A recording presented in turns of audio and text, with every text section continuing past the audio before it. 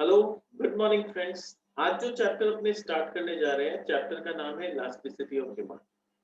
इससे पहले कि हम चैप्टर स्टार्ट करें, मैं थोड़ा सा आइडिया दे दूं कि हमें किस तरह का माइंडसेट के साथ इस चैप्टर को स्टडी करना है। ये बेसिकली कोई नया चैप्टर नहीं है। पिछला चैप्टर जो एलिमेंट्री थ्योरी ऑफ डिमांड हम पढ़े थे, ये उसी का एक तरह से कंटिन्यूएशन। वहां पर हमने पढ़ा था कि क्या क्या फैक्टर्स होते हैं जो डिमांड को इफेक्ट करते हैं, may be in positive side, may be in negative side. यहाँ पर हम देखेंगे कि इलास्टिसिटी ऑफ डिमांड मतलब प्राइस में अगर 10% फॉल हो जाए तो डिमांड क्या 10% से ही बढ़ेगा, या 10% से ज्यादा से बढ़ेगा, या 10% से कम से बढ़ेगा। तो हम लोग यहाँ पर ये देखेंगे कि प्राइस के बढ़ने या घटने का, not only price, other factors are also there. मैं प्राइस के लॉजिक से समझा रहा हूं कि नॉर्मली हम लॉ ऑफ डिमांड में यही पढ़ते आए हैं कि प्राइस घटेगा तो डिमांड बढ़ेगा। ठीक है, हम ये पढ़ते आए हैं कि क्या होगा, बट ये अभी तक नहीं पढ़े हैं कि कितना होगा। इस चैप्टर में बेसिकली हम इसका जवाब देंगे कि कितना होगा। प्राइस घटेगा, डिमांड बढ़ेगा, गुड। कितना बढ़ेगा ये नहीं। प्राइस बढ़ेगा, डिमांड घटेगा, ये पता है। कितना घटेगा ये भी नहीं।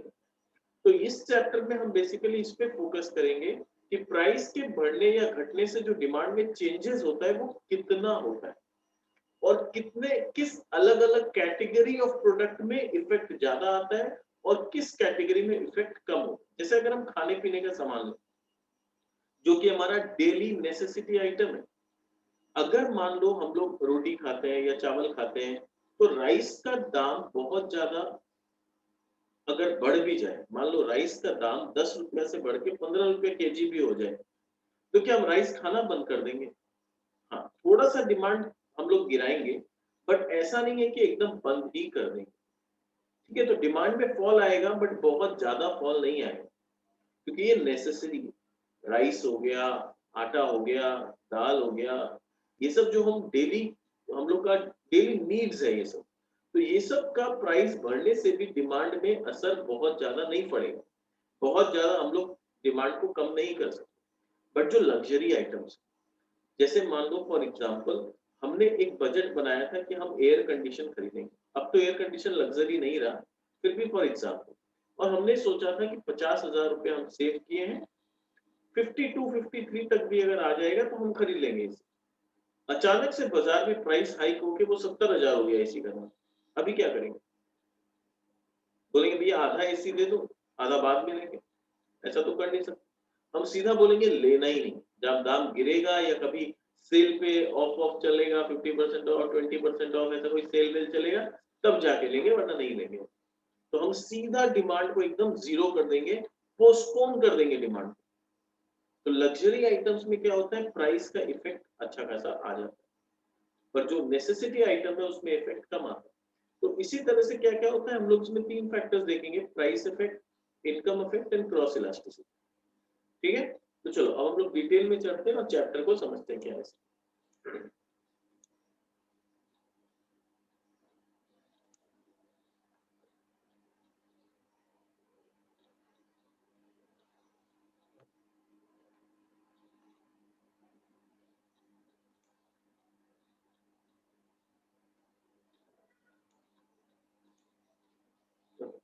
The topic is meaning of elasticity of demand. The term elasticity indicates responsiveness of one variable to the change in another. देखो एकदम साफ साफ लिखा है कि इलास्टिसिटी का मतलब क्या है। इसका मेन मतलब है responsiveness. So elasticity indicates responsiveness of one variable to changes in another variable। यानी एक वेरिएबल में चेंज हो रहा है, कितना हो रहा है, due to change in another variable. ये दो वेरिएबल है, मान लो x और y, और हम लोग ये देखते हैं कि x का प्राइस गिरने के वजह से, ठीक है, मान लो प्रोडक्ट वेरिएबल दो ले रहे हैं, मान लो प्रोडक्ट है a और वेरिएबल है हम लोग का प्राइस एंड डिमांड। x और y छोड़ो, प्राइस एंड क्वांटिटी डिमांड। तो प्राइस अगर घट रहा है तो क्वांटिटी डिमांडेड बढ़ना चाहिए। कितना बढ़ना चाहिए, what is the response, that responsiveness is called elasticity. ठीक है, for example, when variable x responds to change in variable y, variable x is said to be elastic। यानी अगर वेरिएबल y में चेंज हुआ, उसकी वजह से वेरिएबल x ने रेस्पॉन्ड किया, तो हम बोलेंगे variable x is elastic. Likewise, demand will said to be elastic if it responds to the change in price. यानी डिमांड इलास्टिक तब कहलाएगा अगर वो प्राइस को रेस्पॉन्ड करे. प्राइस को रेस्पॉन्ड करने का मतलब क्या है? प्राइस को रेस्पॉन्ड करने का मतलब है कि अगर प्राइस के घटने से या प्राइस के बढ़ने से डिमांड पे कोई असर पड़ता है, तब हम बोलेंगे डिमांड इज इलास्टिक.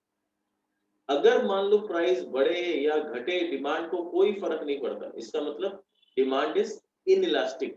इनइलास्टिक का मतलब प्राइस के बढ़ने या घटने से उसके डिमांड पे कोई फर्क नहीं पड़ता, तो हो गया इनइलास्टिक. पर अगर प्राइस के बढ़ने या घटने से उसके डिमांड पे फर्क पड़ता है, तो उसको बोलेंगे इलास्टिक. ठीक है. So there are three main determinants of demand, such as price of the commodity, income of the consumer, and price of related goods. तो तीन मेन चीज होता है जो बेसिकली डिमांड को इफेक्ट करता है. एक उस प्रोडक्ट का खुद का प्राइस, एक कंज्यूमर का इनकम का बढ़ना या घटना, और तीसरा रिलेटेड गुड्स का प्राइस. ठीक है. अब देखते हैं एक एक करके क्या होगा. The elasticity of demand means responsiveness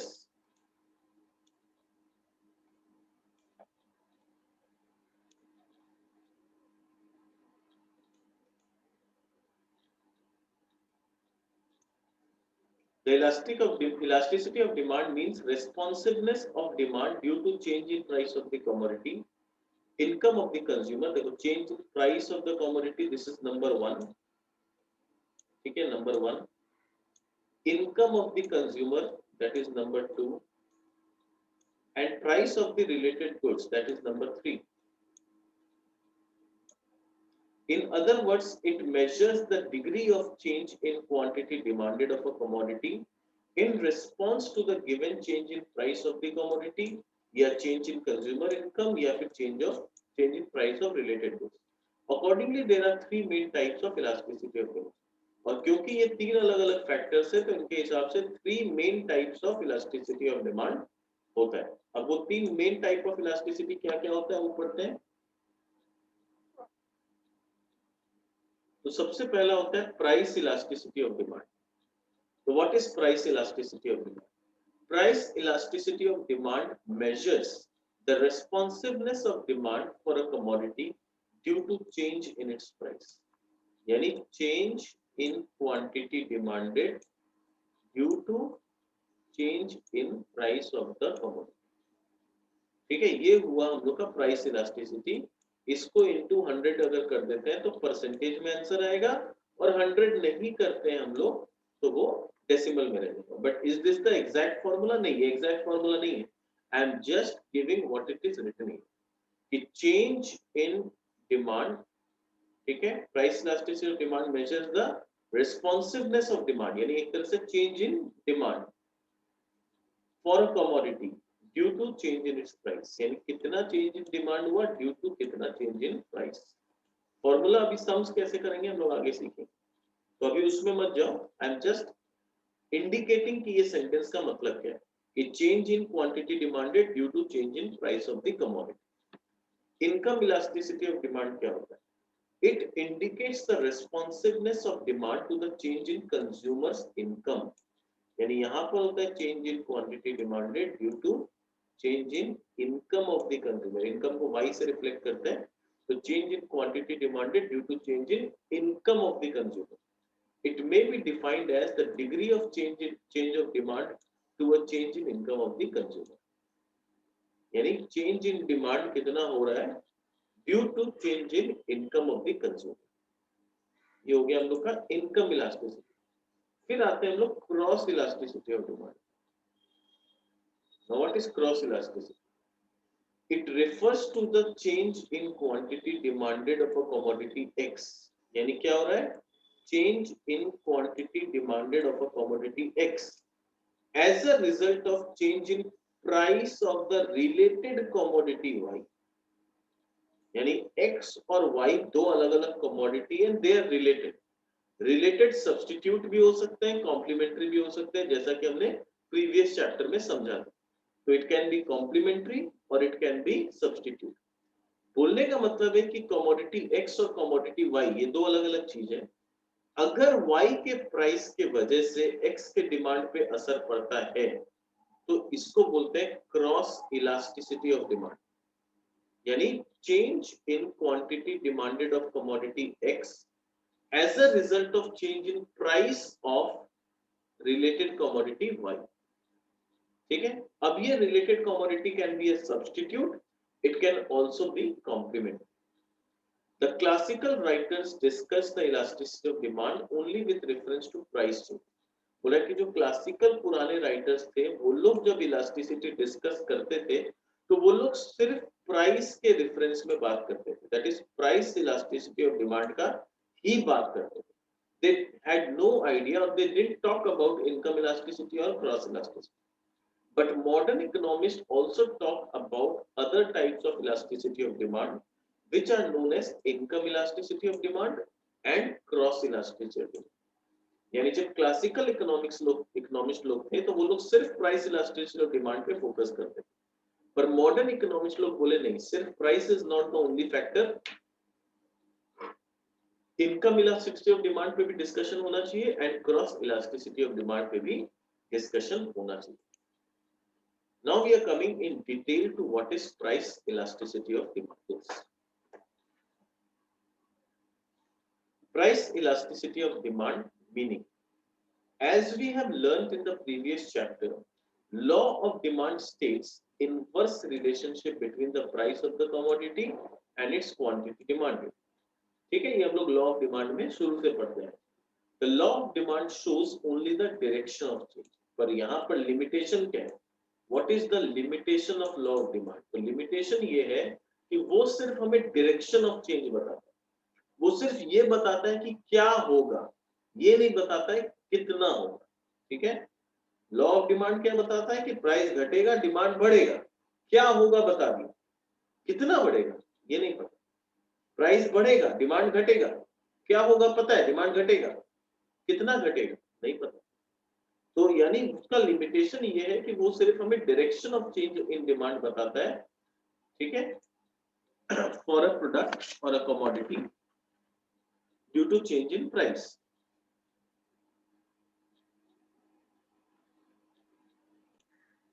ठीक है, but it does not explain the extent of change, यानी जो मैं हिंदी में बता रहा हूं, क्या होगा बता दिया बट कितना होगा ये नहीं बता रहा।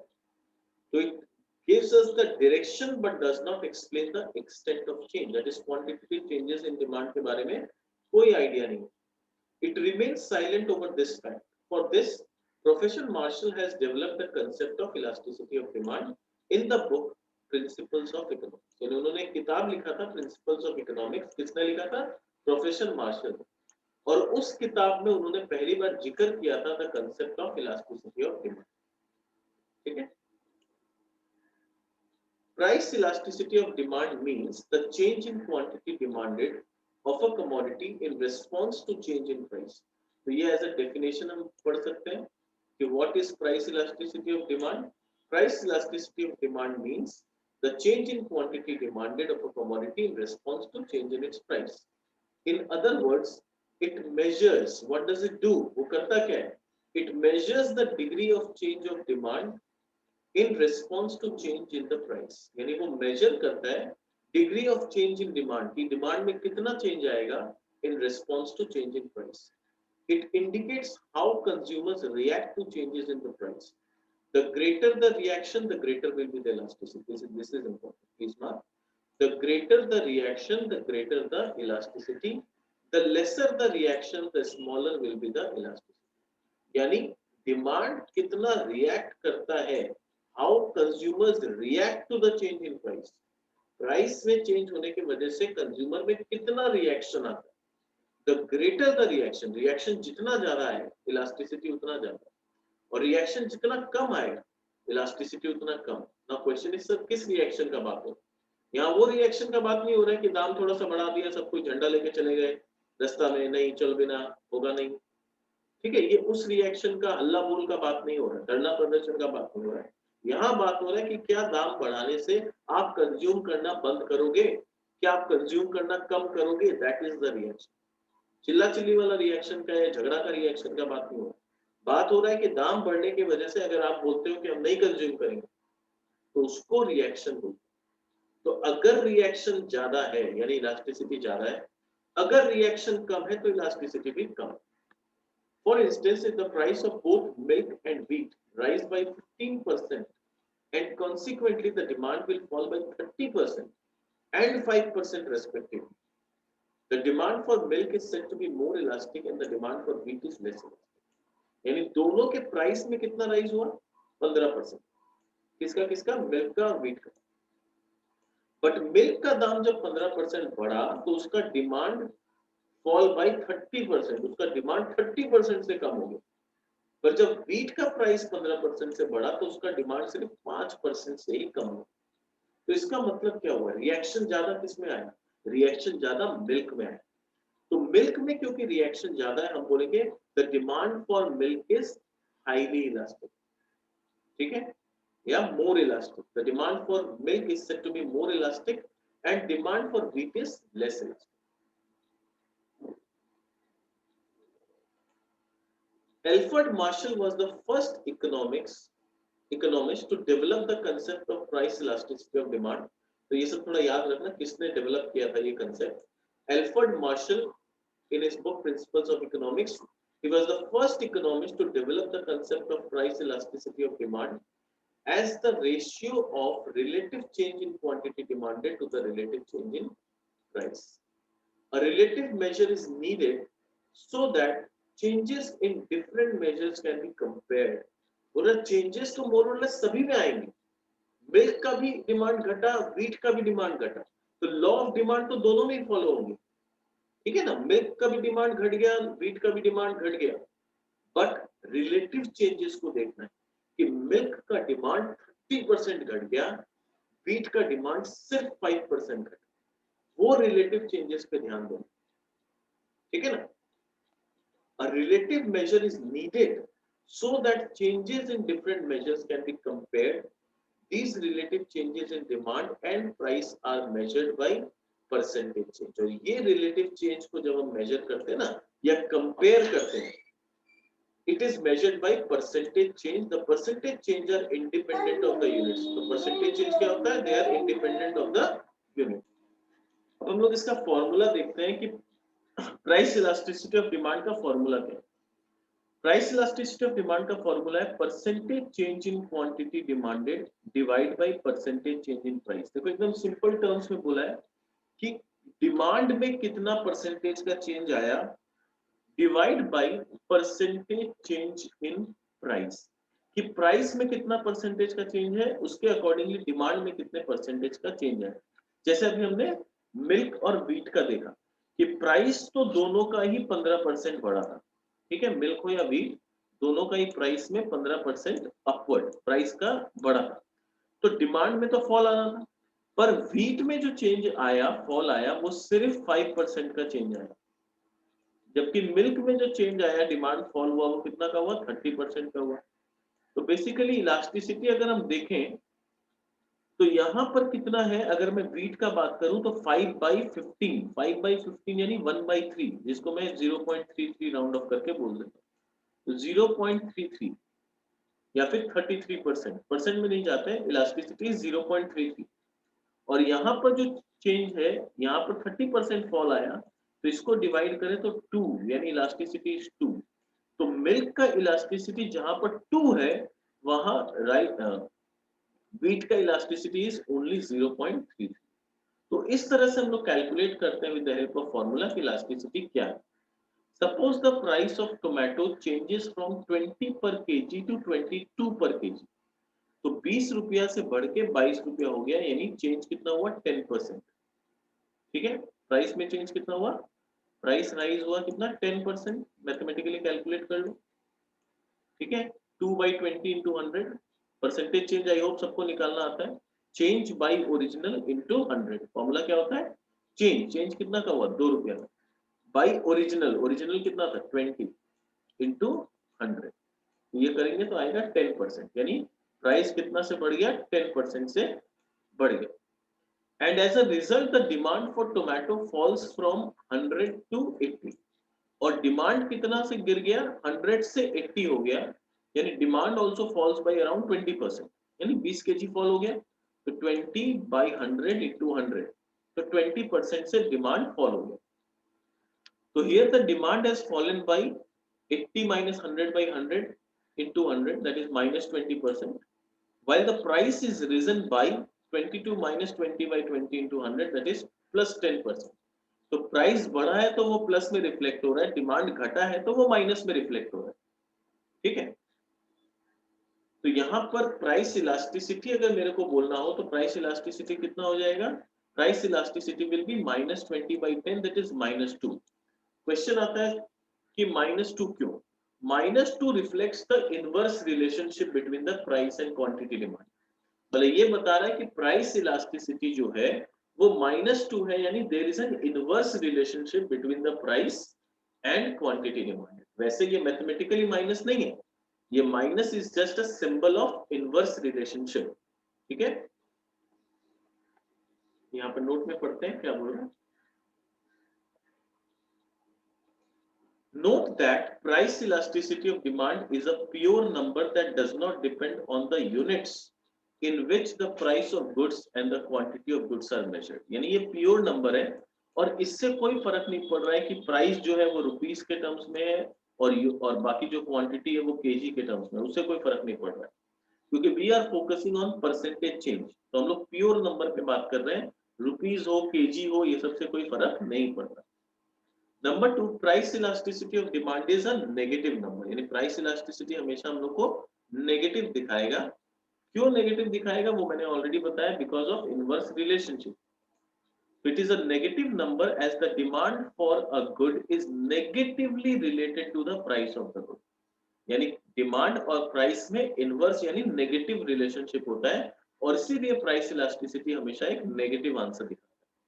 The negative sign is generally not used in writing. पर हम लोग जब सम्स करते हैं तो हम लोग ये नेगेटिव साइन को यूज नहीं करते हैं. Is generally not used in writing the price elasticity of demand. It is understood. ये अपने आप समझने का बात है कि there is a negative relationship. There is one more reason for ignoring the minus sign. Mathematically speaking, -1 is greater than -2. But in the context of elasticity of demand, -2 makes demand more elastic than elastic coefficient of -1. इसीलिए minus को भी हम लोग ignore करते हैं. बोल रहा है कि मैथमेटिकली क्या है, -1 इज ग्रेटर देन -2, पर जब हम लोग का इलास्टिसिटी में -2 आता है यानी देयर इज मोर रिस्पॉन्सिवनेस, -1 में less responsiveness.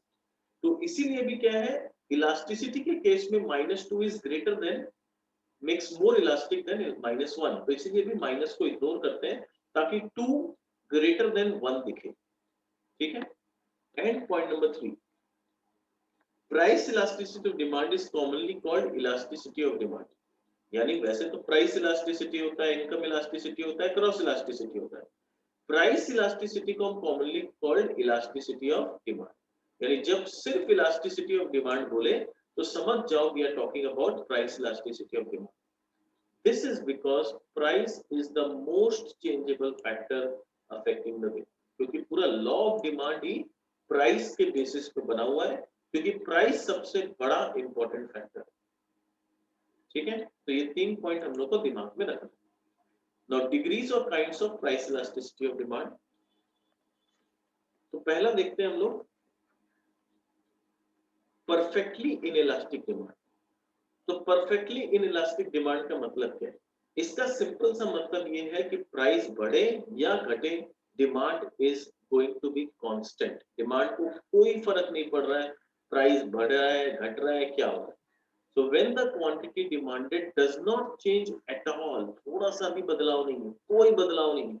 When the quantity demanded does not change at all as a result of change in price of the commodity, the demand for the commodity is said to be perfectly inelastic. तो ये सब हम लोग को याद करना होगा, please learn. ये एक तरह से डेफिनेशन हो जाता है कि what is perfectly inelastic demand. So when the quantity demanded does not change at all as a result of change in price of the commodity, the demand for that commodity is said to be perfectly inelastic. In such a case, quantity demanded is independent of the price change. वो क्या बोल रहा है? Quantity demanded is completely independent of price change. Price में कुछ भी उछल पटक होते रहे, डिमांड को कोई फर्क नहीं पड़ता. That is, a rise or fall in price of a commodity causes no change in the quantity demanded of that commodity. Demand here is completely non-responsive, and the numerical value of the elasticity of price will be zero. तो यहाँ पर हम लोग जब लिखेंगे EP elasticity of price is zero. ठीक है? Demand curve will be parallel to y-axis. Parallel to y-axis का मतलब है ये हमारा y-axis है, ये हमारा x-axis है, तो demand curve will be parallel to y-axis. ठीक है? As shown in figure, वो हम लोग को अभी डायग्राम में दिख जाएगा.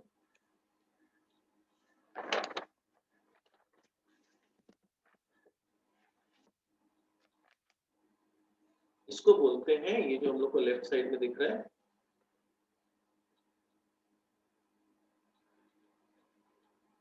ठीक है, यहाँ हम देख सकते हैं प्राइस इंक्रीजेस और डिक्रीजेस, इट रिमेन्स अनचेंज्ड. यानी क्वांटिटी वही है, प्राइस चाहे इतना हो या घट के इतना हो जाए या और बढ़ जाए, कुछ भी हो जाए price, demand is fixed at Q0 या फिर Q. यहाँ पर डिमांड फिक्स है. Under perfect competition the demand curve of the firm is perfectly elastic.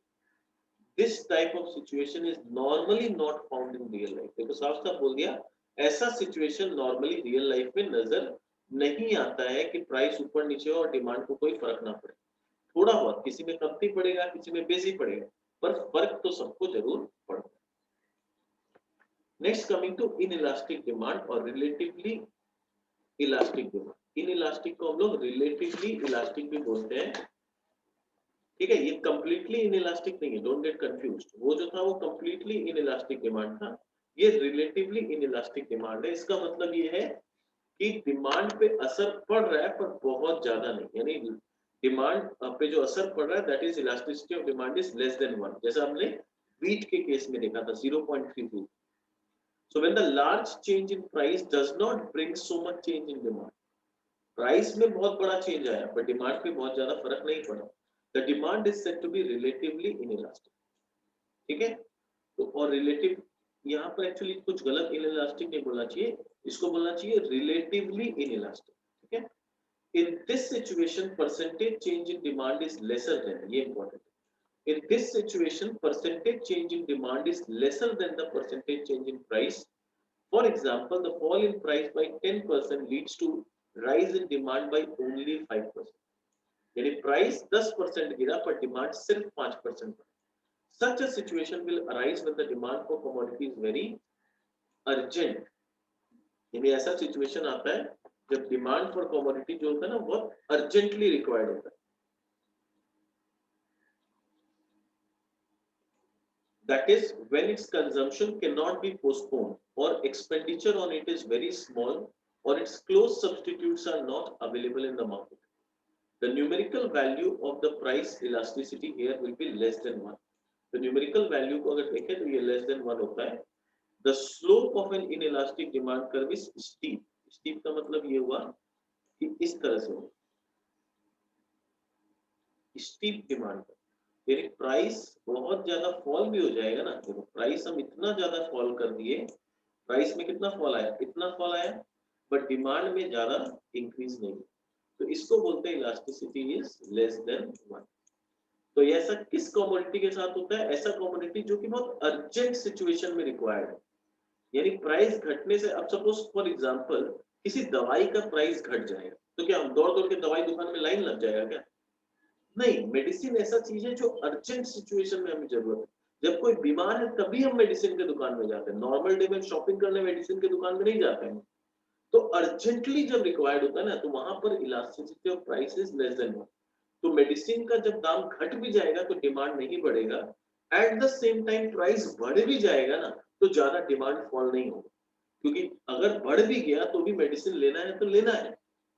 तो प्राइस के बढ़ने से ना ही डिमांड कम होने वाला है, ना ही प्राइस के घटने से डिमांड ज्यादा बढ़ने वाला है. ऐसे चीजों को हम लोग बोलते हैं रिलेटिवली इनइलास्टिक. ठीक है, तो ग्राफ भी मैंने दिखा दिया आप लोगों को. फिर आता है यूनिटरी इलास्टिक। यूनिटरी इलास्टिक मतलब एग्जैक्टली वन, ऐसा भी कैलकुलेशन के साथ एकदम देखने तो नहीं मिलता है हम लोग को। ये वाला जो ऊपर वाला डायग्राम है ये लेस देन वन का है, जो मैंने अभी आप लोग को दिखाया। Unit elastic, that is elasticity is equal to 1. In this type of situation, percentage change in demand is equal to percentage change in price. यानी दोनों exactly equal. For instance, if the price of the milk rise by 20% and consequently the demand also falls by 20%, price elasticity of demand will be equal to 1. According to Dr. Marshall, if the price elasticity of demand is equal to 1, total expenditure on the commodity remains same. यानी अगर equal to 1 है यानी total expenditure on the commodity remains same even when the price change. यानी पहले जब 10 रुपया था तो हम 5 पीस खरीद रहे थे, आज 5 रुपया है तो हम 10 पीस खरीद रहे हैं। ठीक है, यानी यहाँ पर क्या हुआ, प्राइस चेंज, मेरा टोटल कंजम्पशन 10 रुपया था, 5 पीस खरीद रहे थे, 50 रुपया मेरा खर्चा हो रहा था। आज 5 रुपया 10 पीस खरीद रहे हैं तो भी टोटल एक्सपेंडिचर इज 50। तो डॉक्टर मार्शल का बोलना है कि अगर price elasticity of demand is equal to 1, total expenditure remains same even when the price changes. Price change होने के बाद भी टोटल एक्सपेंडिचर सेम है, पर ऐसा है नहीं, कैलकुलेट करने जाएंगे तो वो चीज नहीं होगा, क्योंकि यहाँ पर अगर प्राइस 10 रुपया से 5 रुपया हुआ है तो प्राइस में फॉल सिर्फ 50% है, पर डिमांड अगर 5 का 10 हो गया तो सीधा डबल हो गया, यानी राइज इन डिमांड हम लोग का 100% है। तो जब हम लोग करेंगे percentage change in quantity demanded due to percentage fall in price, तो ये एक्चुअली 2 आएगा, नॉट 1। ठीक है, भले ही टोटल एक्सपेंडिचर इज सेम, तो वो टोटल एक्सपेंडिचर वाला जो मेथड है ना वो एक अलग मेथड है, तो वो इसके साथ हम कंफ्यूज नहीं करेंगे। यहाँ पर प्रोफेसर मार्शल ने कहा होगा, बट ये टोटली अलग मेथड है और वो total expenditure method is a completely different method. तो यहाँ पर इनके बाद से देखेंगे तो टोटल एक्सपेंडिचर दोनों में सेम है तो 1 होना चाहिए।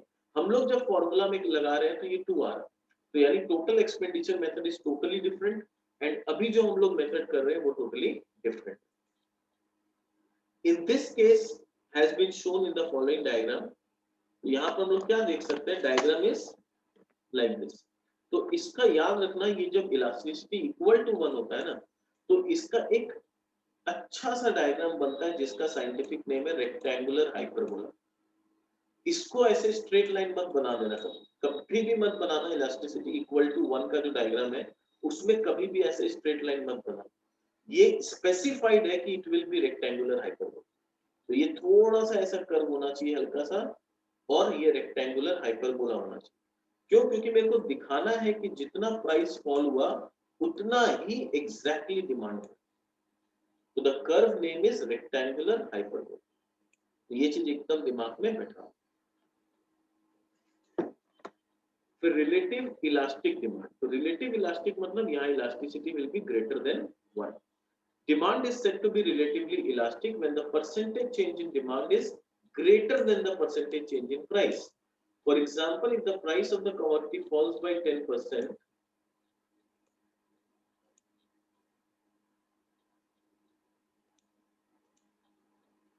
okay? For example, if the price of the commodity falls by 10% and as a result the demand rises by 20%, the demand for the commodity is said to be elastic. The numerical value of the price elasticity will be greater than unity. This type of situation occurs when, ये important है, ये सब note down करना please, कि किस situation में ऐसा होता है। When we study luxury goods, luxury goods के केस में ऐसा होता है, जैसे ही ऑफर आता है, सेल आता है, लोग दौड़ दौड़ के लग्जरी सामान खरीदने जाते हैं।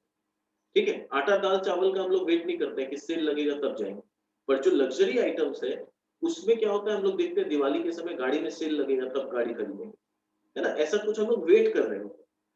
Next, close substitutes of the commodity are available. जहां पर कमोडिटी के बहुत क्लोज सब्स्टिट्यूट्स अवेलेबल होते हैं, जैसे कोक और पेप्सी। जैसे ही कोक का डिमांड, जैसे ही कोक का प्राइस अगर बढ़ेगा लोग तुरंत से पेप्सी में शिफ्ट हो जाएंगे। तो क्या हो गया, कोक हो सकता है सिर्फ प्राइस 10% बढ़ा है, पर डिमांड हो सकता है 50% गिर गया, हो सकता है ऐसा। फिर जहां पर expenditure on the commodity is large, जहां पर बहुत ज्यादा हम लोग का बजट का एक सिग्निफिकेंट पोर्शन एक्सपेंडिचर वहां पर होता है, तो वहां पर थोड़ा सा भी दाम बढ़ता है ना, अगर 5% 10% भी दाम बढ़ता है तो हमें प्रॉब्लम होता है। तो वहां पर हम फिर सोचते हैं कि कोई दूसरा सब्स्टिट्यूट ढूंढा जाए। और फिर चौथा, the commodity has many uses, जहाँ पर कमोडिटी का यूजेस बहुत सारा होता है। जैसे हमने बताया मिल्क का, तो मिल्क का बहुत सारा यूजेस है। पर हम लोग क्या होगा, अगर मिल्क का दाम बढ़ेगा ना, तो हम लोग सब जगह मिल्क को यूज नहीं करेंगे, सिर्फ उन्हीं जगह करेंगे जहां इट इज एब्सोल्युटली नेसेसरी, है ना। तो कहाँ-कहाँ पर यूज इलास्टिसिटी ग्रेटर देन 1 होता है? लग्जरी आइटम्स में जिसके क्लोज सब्स्टिट्यूट्स अवेलेबल है, जहां पर expenditure on the commodity is large and commodity has many uses, तो वहां पर इलास्टिसिटी हो जाता है greater than 1।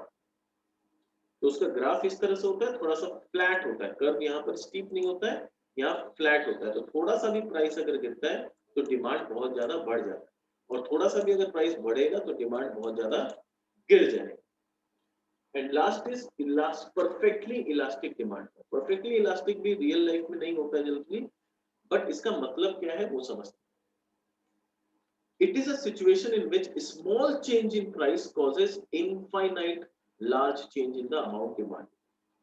A small rise in price on a part of seller reduces the demand to zero.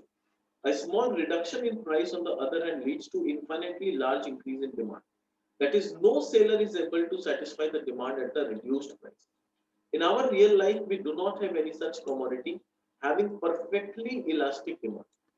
Here, elasticity of demand is equal to infinity. तो यहाँ पर जो elasticity of demand है, ये एकदम इंफिनिटी है, and the demand curve is parallel to X axis. तो demand curve कैसा है? Parallel to X axis. Alternatively speaking, here the commodity is demanded only at one particular price, that is OP. तो यहाँ पर जो quantity है उसका demand सिर्फ एक ही पर्टिकुलर प्राइस पे है कि इतना रुपया में दोगे तो ही लेंगे, वरना नहीं लेंगे। और लेंगे कितना? इनफाइनाइट क्वांटिटी में लेंगे। आप इस प्राइस में दो, जितना देना है दो, इससे जरा सा भी ऊपर बढ़ाओगे तो एकदम डिमांड जीरो हो जाएगी। ठीक है, तो ऐसा भी प्रैक्टिकली हम लोग बहुत कम फेस करते हैं। And figure 3.6 shows the comparison of different demand curves having different degree of price elasticity. Price elasticity of demand thus may have value from 0 to infinite as summarized above. तो 0 हो सकता है, ठीक है, ग्रेटर देन 1 हो सकता है, sorry हाँ, इक्वल टू 1 हो सकता है, लेस देन 1 हो सकता है, या पूरा इंफिनिटी हो सकता है। तो ये अलग अलग एक साथ कंबाइन करके हमें ग्राफ में दिखा है। तो this was all about price elasticity of demand. ठीक है, यहाँ पर एक टेबल भी अच्छा सा दिया हुआ है पूरा शॉर्ट में। ठीक है, तो इसको आप लोग पढ़ लेना, वैसे तो मैंने समझा ही दिया है। याद रखना, जब इक्वल टू 1 होता है तो ग्राफ क्या होता है? रेक्टेंगुलर हाइपरबोला, और इंफिनिटी में हो जाता है हॉरिजॉन्टल, 0 में हो जाता है वर्टिकल। ठीक है, नेक्स्ट जब हम लोग आएंगे तो हम लोग समझेंगे इनकम इलास्टिसिटी ऑफ डिमांड, उसमें जाएंगे और इसका कंपैरिजन थोड़ा सा करेंगे कि किस तरह से क्या चीज अफेक्ट करता है। पर आज के सेशन में इतना ही रखते हैं, और ज्यादा इसको एक्सटेंड नहीं करते हैं। पहले आप लोग इसको अच्छा से पूरा समझ लो कि इलास्टिसिटी क्या होता है, कितने टाइप के इलास्टिसिटी होते हैं, देन प्राइस इलास्टिसिटी में कितने अलग अलग टाइप का ग्राफ बनता है, और उस ग्राफ का मीनिंग क्या होता है, यहाँ तक क्लियर करो। फिर हम लोग थोड़ा कंपेयर करेंगे कि अलग अलग इलास्टिसिटी कंपेयर कैसे किया जाता है, एंड देन इनकम इलास्टिसिटी कैसे काम। चलो, आज का सेशन यहीं तक रखते हैं, मिलते हैं हमारे नेक्स्ट सेशन में नए टॉपिक के साथ। चलो, बाय बाय।